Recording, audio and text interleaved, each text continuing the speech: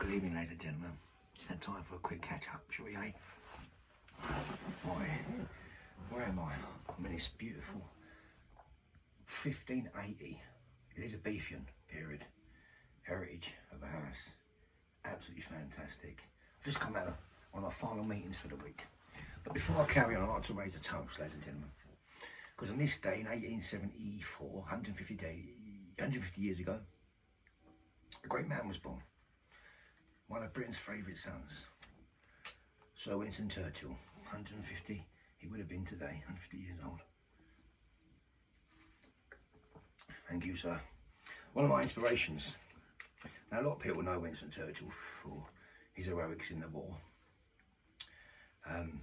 But a lot of people are misguided, you know, by the infrastructures, the empire that he took, the Commonwealth, you know, the building of it, the infrastructure's better in different countries and communities, his book writing, his artistic work, all award-winning, unbelievable. So a man of many talents. One of his favourite talents was bricklayer. In fact, his daughter, if she was asked what her dad done for a living when she was younger, she would have said he was a bricklayer, because he liked to practice between an hour and a half and 2 hours a day. In fact, some say the war was won for his bricklayer, because it's very therapeutic. He used to lay bricks. So he was a different character, he was a different man and mindset, separated from the rest of the politicians, your Chamberlain, trying to sign peace deals and create this and create that and break up communities, pretty much like today, you know. So, but anyway, I've just come out of the final meeting, as I've just said, for the week, and I'm not going to lie, ladies and gentlemen, I'm not going to lie. We have got to fight. We're on the back foot. Now, today we was talking about British values and the culture and how we can improve, amongst other topics of small business, self-employed, uncontrolled levels of mass migration, NHS, stuff like this, stuff like that. So, here's what we need to do. I need you to be brave. I need you to be, which quotes in the Bible 365 times, don't be afraid. That phrase there. I need my strength and actions to liberate your self-doubts. Because if our support is not awake and strong to the foundation, it will evaporate after the first attack. Now, what I mean by attack, it will mean by the questions from political parties, from the left and the liberals, and the people who seem to want to attack our culture and our values. So this is my plan. I need to make you aware of who you are as an English person or a person from the motherlands of Great Britain. We need to find that inner strength and that belief. And once we've found that, there's going to be no stopping us coming forward. Now, the values of the inventions, what changed the world, for God's sake, men and women. Emma Pankhurst was the one who founded women's independence. We changed and shaped the world. America took our civil rights and took them on. That's how big we were. Now, what changed? What changed? I'll tell you what changed. You changed. You changed. Now, I want to talk about, if your nan or granddad come back today and come into your household, what would they be saying to you and your wife? Or to you as a man, your granddad? He'd probably be saying to you, boy, you need to look after that kid. Make sure you go out and work. You're not working hard enough. You're not being responsible with your money. That brand new car out there, that ain't needed. Climb the ladder gradually. Your nan would probably come in and say, listen, you've got a worker there. You need to look after him, feed him, and make sure he's there. Who's looking after your child? A babysitter. A nursery is bringing up your child's values. Is that right? Well, I'll tell you what you do. It seems to be the young man there seems to want the 3-bedroom house, the Mercedes, and the what he thinks he's made him. And it ain't sustainable because he's got no solid foundation or infrastructure.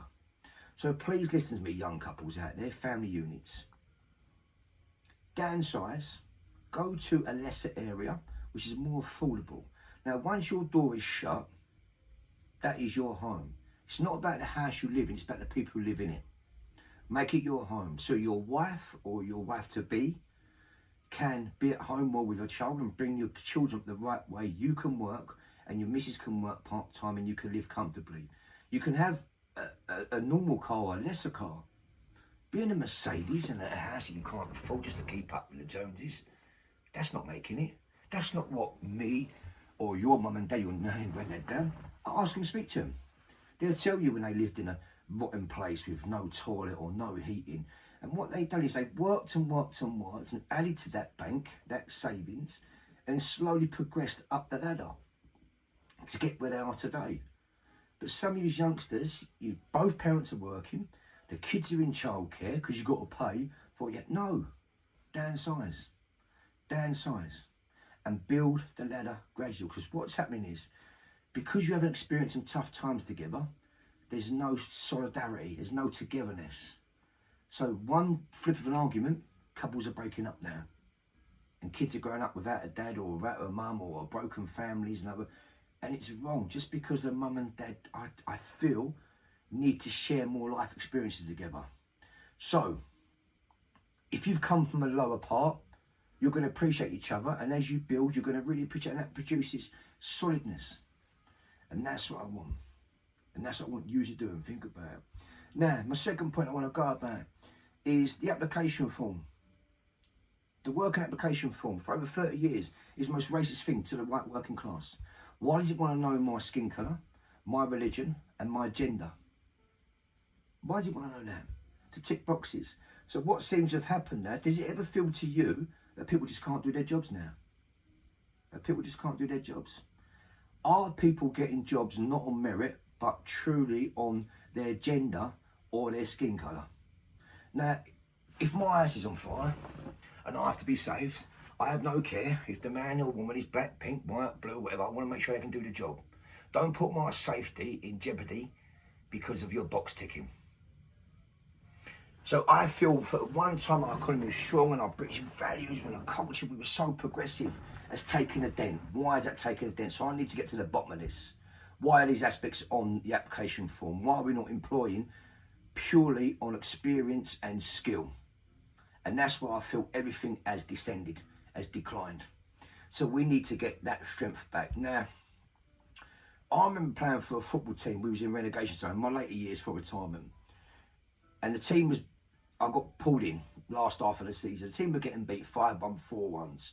And that was unheard of at my level of football. Maybe 2-1s, 3-1s. Now, we wasn't the best team, technically, in the billy levels. But within 4 weeks, what I was able to install was togetherness. That British spirit, that fighting spirit. If I got kicked, my whole team felt it. If my mate got kicked, I felt it. And we reduced the scorelines. We started losing 2-1s, 1-0s. And after 4 weeks, we really come together. And we had a battle. And we started to nick the odd points, not through skill. Because what we lacked technically, we gained mentally. We really got that spirit going. Now, last game of the season, we had to win or draw to stay up. And it was against the top of the league side. Now, on the same day, one of my pals are getting married. And I had to explain to my pal, I can't be there. And everyone was like, what? I said, I'll be there tonight because I've got this game. And everyone's like, oh, you're out of order. I said, no, I'm part of something. I'm part of something and I have to be there to the end. We played. And I said, look, I'll go, take my clothes. And after the game, I should shake anyway, blah, blah, blah. We played. We went 1-0 down. And at half time, I said to them, I remember saying to the gentleman, boys, don't leave no stone unturned. Your names will go down in history, will be spoken about throughout the leagues today. Don't leave no stone unturned in here. Do not be afraid. Be strong. Let's go. If that other team's going to win, then I want them to know that they've had the hardest game to win of their life today. The last game of the season. They're not going to want to know they've won the league. They haven't got it passionately. We went out there, ladies and gentlemen. And we won 3-1. The place erupted. Still, me as a back next still got up there. Went back, champagne was flowing, the old club erupted. And I went to the wedding reception after. I was blackballed, I wasn't spoken to, but I went. So, like I said, ladies and gentlemen, we need to establish who we are. And we need to get that togetherness, that strength. And we can only do that by supporting each other. Now, please listen to me. If you've got a 9-year-old kid, would you let a stranger talk about sex education to your 9-year-old child? then why on earth are you letting your school do it? If you don't agree with the transgender and the syllabus of that, what they're teaching, then you go down to the school and you withdraw your child. Because if everyone withdraws their child and goes against the grain, it will have to change. It's about standing up. Remember what I said, you've got to be strong. So if you're not strong when you stand, when it deflects, you evaporate. Trust me, from experience, I know people who have done it. So, December the 9th will be announced. I intend to hit the ground running with intention. And I've rattled the meeting we've just had just now. I don't want to be around YouTubers. I don't want videos. I don't want interviews. I want to go, go, go, go, go. Now remember what I said, my strength and actions will liberate your self-doubt. Ladies and gentlemen, I'm excited. And I shall toast again to the true Emperor, Sir Winston Churchill. God bless you. God bless me. God bless our motherland.